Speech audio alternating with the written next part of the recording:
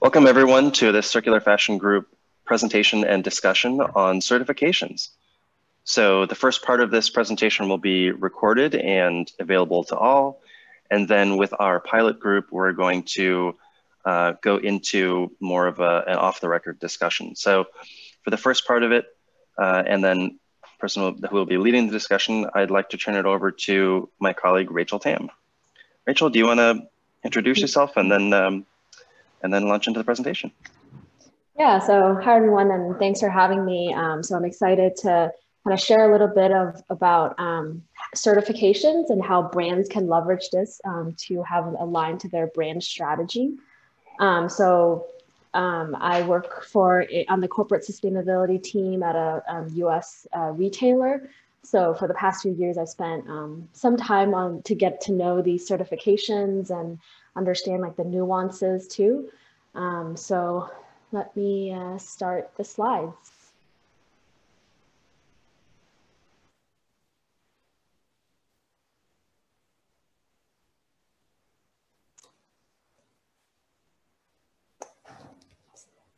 Everyone able to see my screen? Cool. So the agenda today is really to go over the different type of certifications and really understand how it can be leveraged to strengthen your brand.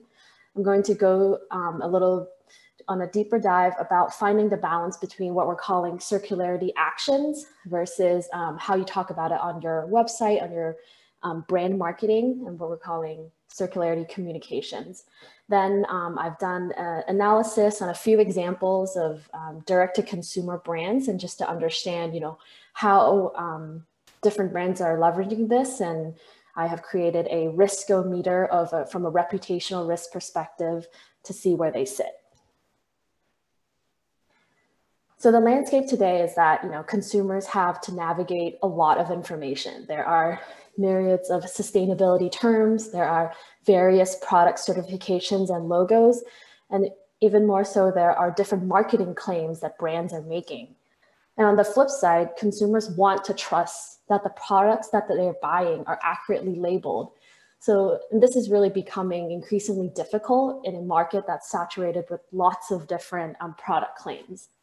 So in the survey that Asheen and Monica, we put together a few weeks ago, there was a few questions that I wanted to put in there to try to understand in this focus group, what are the certifications are the different brands using right now, as well as which are the ones that they're interested in using. So these are just a few that we pulled from the response, and I think many of you will be familiar with them. So some of them are textile products certifications. FSC and SFI are for paper, and then for Okotex, it's focused on chemicals of concern. So I didn't want to use this session to go over the certifications, but more about how could brands talk about how they're using these certifications to help build their brand identity, and also in a way build the authenticity around the company. So I just want to stop there to see if there are any questions about this.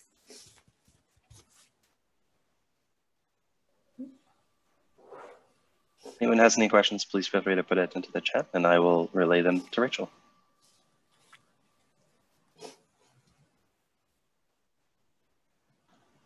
None yet, Rachel.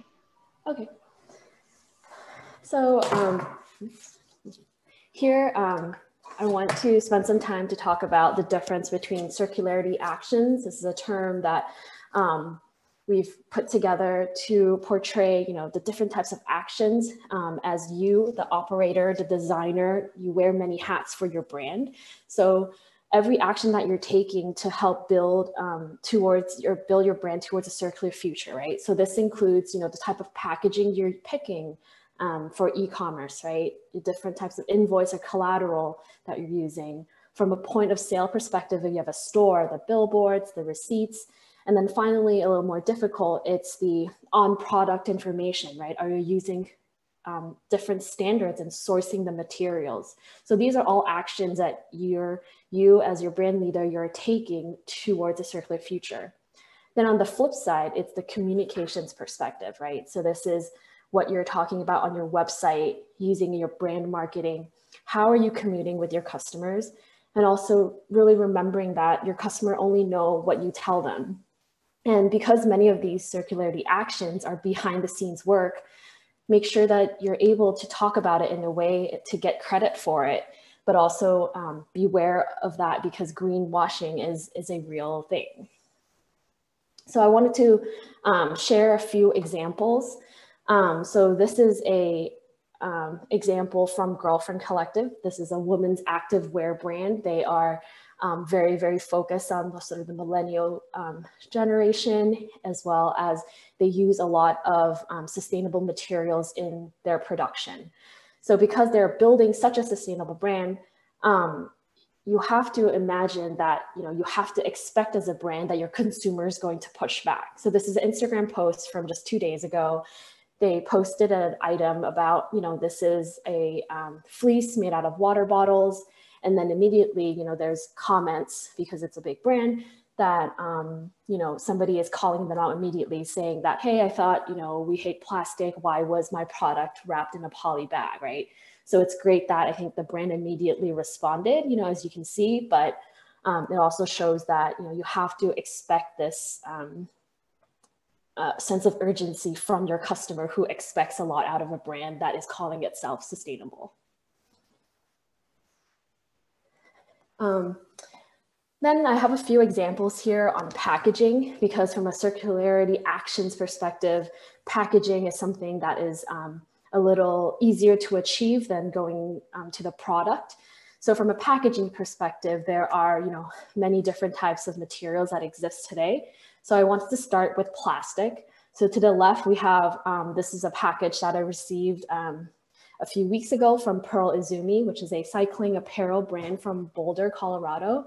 I thought that, they did a really great job in showing, the type of circular action that they're taking. So using a recycled poly bag, and it's 100% recycled poly bag. And there's like very nice language to really state that, right? So you're making sure that, if you're just using a poly bag that has, if it has 100% recycled plastic, but then it doesn't have any materials to talk about it, your consumer that receives it in the mail is going to have a different expectation and a different feeling towards the brand. So this is an example of what a brand can be doing. And then just from a higher perspective, plastic has been getting a very bad reputation for the past few years.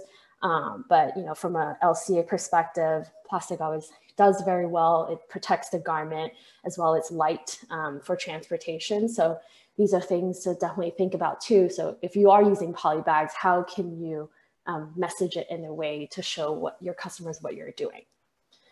Then next here, I have a paperboard example. So this is from Rothy's, which is a women's footwear and accessories brand. So it really does look like a shoebox, but everything is made out of paperboard, including the inserts inside the shoe. If you flip that box over, it's actually a mailer box, a mailer bag. So instead of putting a shoebox into a mailer box, you can just ship this. So, you are reducing paper consumption from that perspective. Then finally here we have Armour Verte, which is a women's fashion brand based in San Francisco. And, they are definitely a higher end women's fashion brand, very, very focused on sustainability. And here you can see that instead of a plastic mailer bag, they say that we hate plastic too, and this is a compostable bag, right? And while, this is great that they are using alternatives to plastic, I think, you have to think about the different consequences too. So for example, excuse me, as a direct-to-consumer brand, you have to expect that they're shipping this everywhere. So, in the US specifically, it's a very low percentage of states actually have access to industrial composting facilities. So, this might confuse the consumer to toss it into a recycling bin and contaminate that, or just, toss it into landfill, which would just remove all of the sustainable attributes of the product, right? And also from a cost perspective, composting is definitely more expensive than, you know, plastic as well as paper. So these are just, you know, a few examples that I pulled, and that different brands have different approaches on how to tackle packaging. Yeah.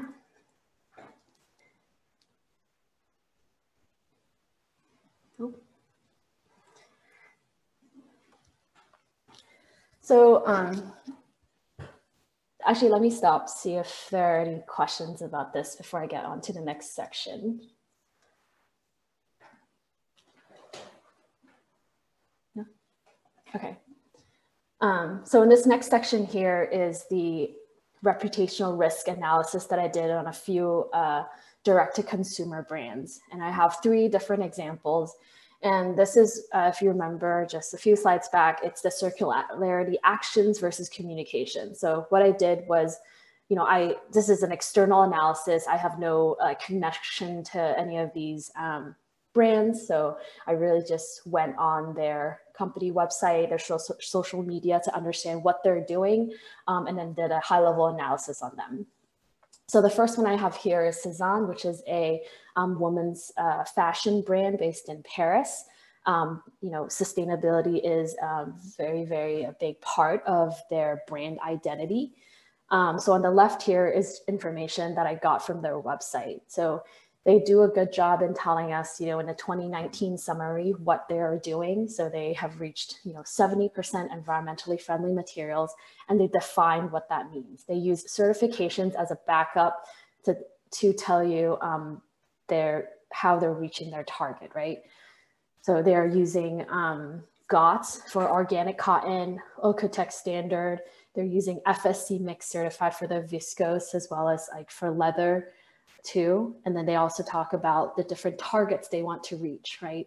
They're going to reach 80% next year, and they want to strengthen the traceability of collections. So here's an example that they're doing a good job, that they have a high level, company level sourcing target.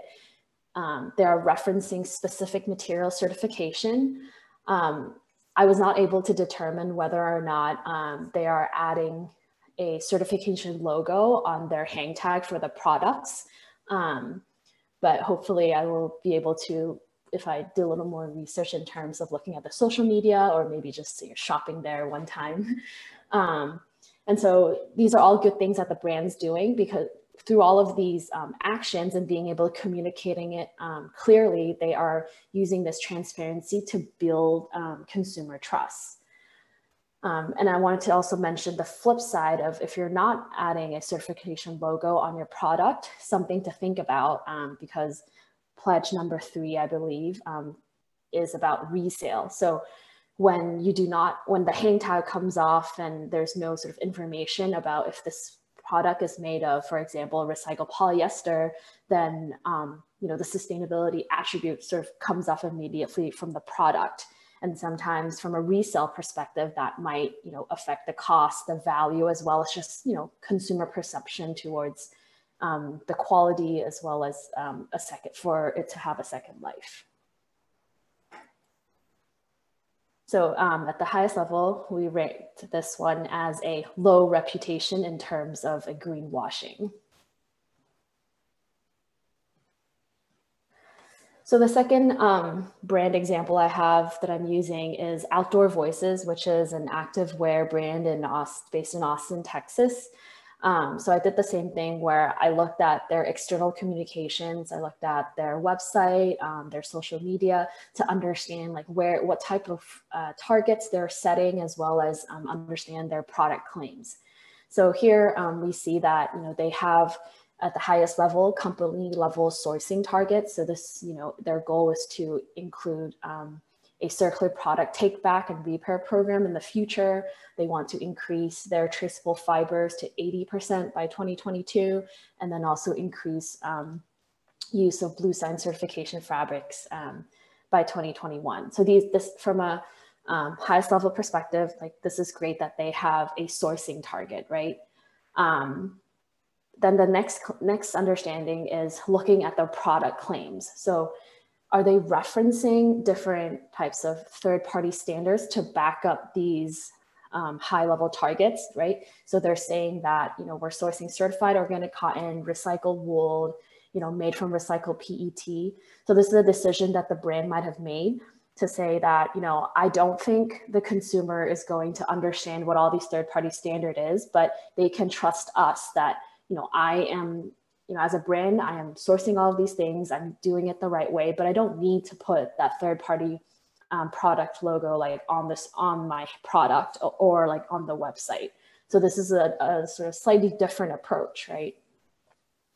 And then sort of one good thing about if they do it this way without including the certification logo on the hang tag, it really is easier for the product designers, because if you think about it, these external standards from the textile exchange, they are really like licenses. So it takes, you know, extra effort to, you know, put in more paperwork in order to get that final logo onto a hang tag. So sometimes brands do not see the benefits to that. And it's been sort of, there are two different sides and of how brands are doing this.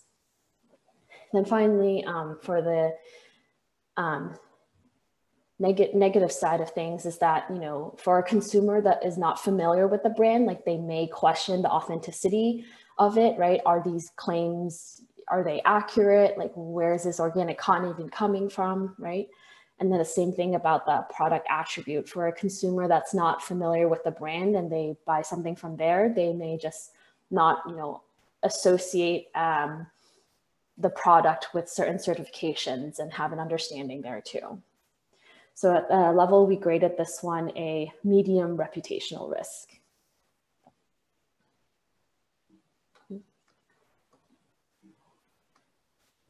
Okay. So finally here we have our third example, which is the brand based in Atlanta, Georgia, called Alternative Apparel.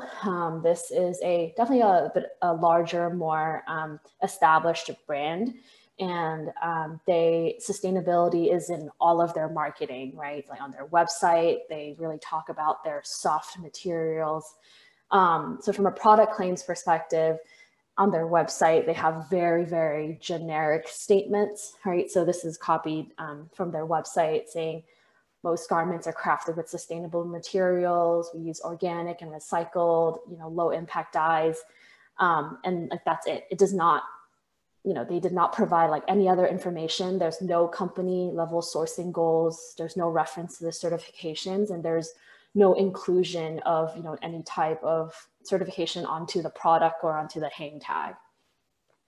So we rated this one as a high risk of greenwashing, because consumers that, you know, really care and that they want to buy sustainable products and they're paying the price for it, they will likely question sort of the brand integrity as well as the authenticity of the products.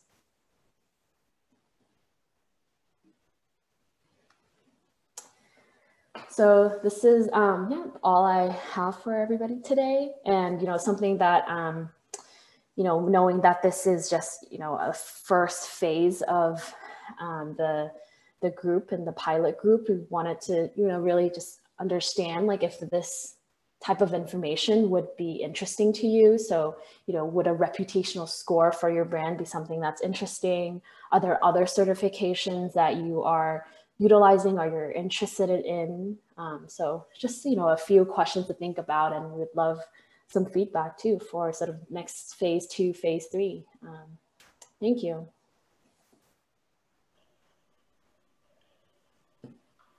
Thanks, Rachel. It looks like there's one question. Are there any certifications for labor standards that you know of? Yeah, so there are, there's the RAP certification, I believe in, let's see. Yeah, so this one, that Alternative Apparel uses RAP certified, and it really matches up to a company's code of conduct as well as different like Fair Labor Association guidelines. That's one that I know of, and I know sort of from the like the ISO as well. There are a few there, but I do not remember the numbers for it, but I can definitely look into that too if you're interested.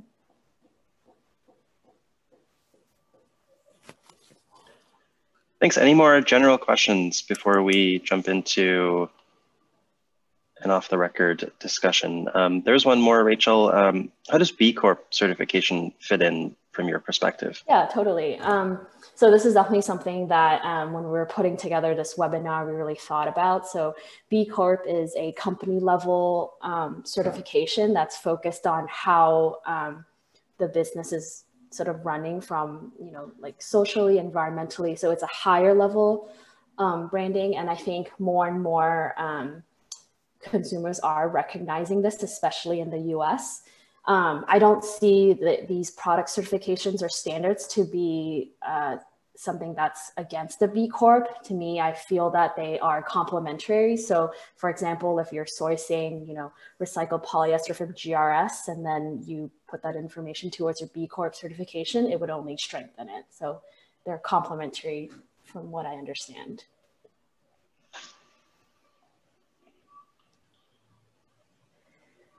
And then just one other question, why did you consider Outdoor Voices medium risk? Was it because they didn't publish their certifications? Yes, yeah, that's really the main reason.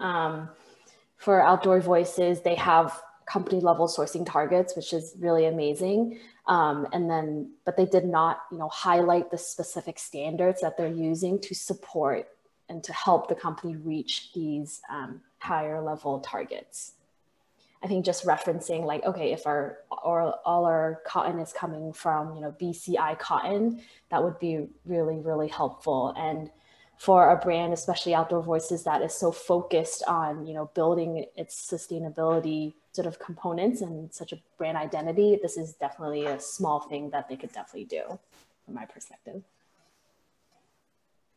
It's really interesting. Thanks, Rachel. One thing that you said, I really changed my perspective a bit, which is when you talk about communications, I had been previously thinking about it as communicating to the consumer or the customer. But when I realized what you're talking about in terms of it being on hang tags versus in the sewn in label, I was thinking about it as communicating to the first customer. So as we start to think about more resale, take back, second life, third life, we have to now think about how do we communicate down this extended customer chain so that your customer, the first customer, can then communicate to the next person, hey, this is what's in this, this is why it has more value because it's sustainable and has these other verifiable attributes. I think that's really quite interesting. Yeah, I mean, we know that the resale is, it's just really, really growing. And, a lot of times from a consumer perspective, if they're reselling, right? So much of it is part of the brand, and that's the value of the item is so much like associated with the brand. And if you're able to sort of keep these like, sustainable attributes or different attributes, right? In addition to the quality, and I'm sure you can get a few more dollars for it. Absolutely. So thanks, Rachel. We're going to now close the recording and open it up to sort of an off-the-record Q&A with our attendees so that they can kind of ask those questions that they might not want recorded about certain certifications and what they're doing and what they're not doing, and hopefully get some good feedback and advice from an expert like you. So appreciate you giving us this presentation. Awesome. Thanks for having me.